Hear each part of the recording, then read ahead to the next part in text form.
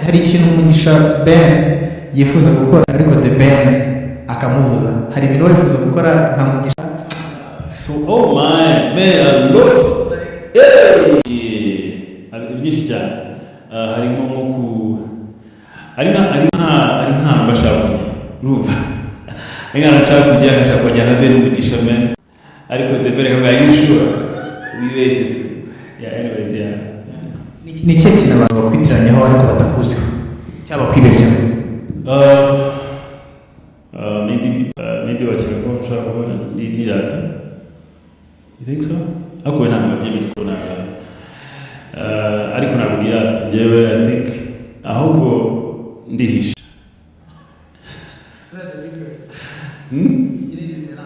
So impamvu I'm very introvert. So iyo duhuye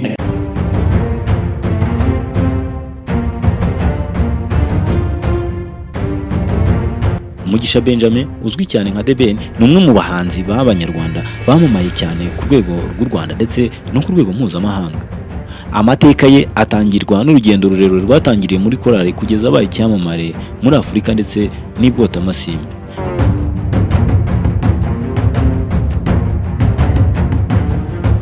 The Ben yavutse ku itariki ya 9 Mutarama 1988 avukira i Kampala ariko akurira mu Rwanda. Impano ye yatangiye kugaragara akiri umwana muto ubwo yaririmbaga muri korali y'abana mu rusengero. Yatangiye umuziki usanzwe nka secular ahagana mu mwaka wa 2007. Icyo gihe yasohoye indirimbo zatumye ahita akundwa cyane n'Abanyarwanda bitewe n'ijwi rye ryihariye n'uburyo yaririmbagamo indirimbo z'urukundo.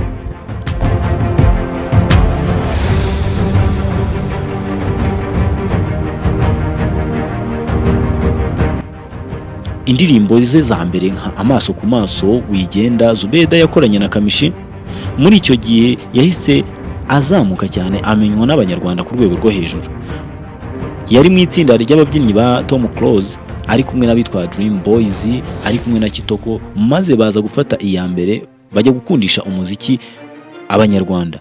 Ari Dream Boys, ari Kitoko, bose babaye abahanzi bamenyekanye cyane binjiranye na The Ben batangiriye mu kubyinira umuhanzi Tom Close.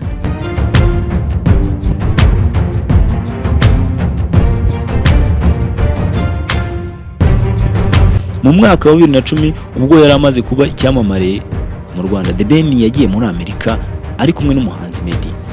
Bahereye mu mujyi wa Chicago, nyuma The Ben aza gukomeza Texas. Kuba muri Amerika byatumye umuziki we usa n'uhagarara gatoya, nyuma asohora indirimbo yitwa I'm in Love yagaragaje ko agihari kandi atigeze areka impano ye.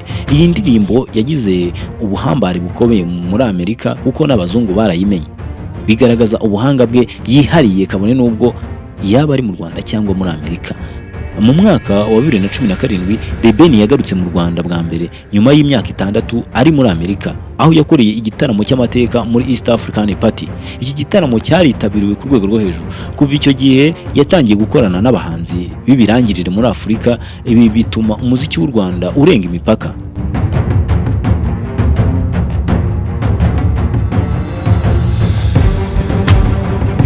Yagiye mu njyana ya Bongo Forever maze akorana indirimbo na Diamond Platnumz yitwa Why. Yaciye uduhigo kuri YouTube bitewe no kurebwa cyane n'abatari bakeya. Muri Nigeria naho yarahagiye akorana na Tiwa Savage indirimbo yitwa Fine Girl. Indirimbo yakunzwe cyane, ica uduhigo twinshi, ituma umuziki nyarwanda umenyekana mu mahanga. Yagiye muri Zambia akorana n'abahanzi barimo nka ba Robero. Yagiye muri Sauti Sol naho bakoranye indirimbo n'abandi benshi. Ubuzima bwite bwa The Ben yashakanye n'uyu mukobwa mwiza cyane w'umumisi witwa Ukeza Pamela wabaye Miss Greek muri 2019, aho bakoze ubukwe bw'agatangaza muri 2023. Ni umugabo uzwiho gukunda siporo, kwita ku isura ye, bigatuma akundwa n'urubyiruko rutari rukeya mu Rwanda. Indirimbo ze z'ibihe byose zirimo nka Habibi, Vazi, Roho yanjye, Why yakoranye na Diamond Platnumz ndetse n'Amateka.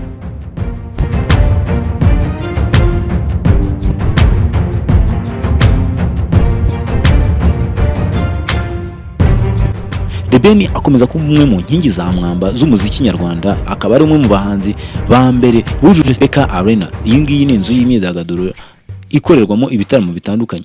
The Ben ni umwe mu bahanzi bayujuje bwa mbere, bakoze igitaramo kitateranije abahanzi benshi, ari umuhanzi ku giti cye wabashije kuzuza Beka Arena wenyine, umuhanzi ku giti cye.